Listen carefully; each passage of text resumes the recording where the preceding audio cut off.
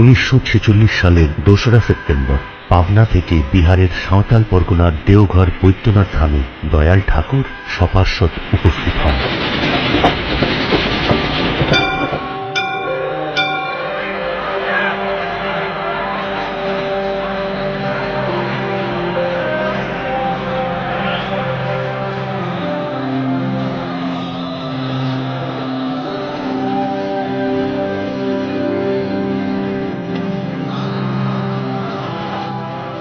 স্থানীয় বড়াল বাংলোতে শুরু হয় তার জীবনের আরেক অধ্যায়, বর্তমানে মেমোরিয়া নামে যা সমধিক পরিচিত।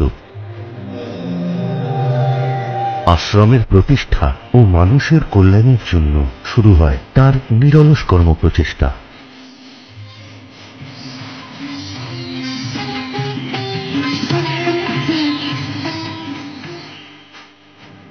ঘটতে থাকে সমাজের বিভিন্ন স্তরের মানুষের আগমন।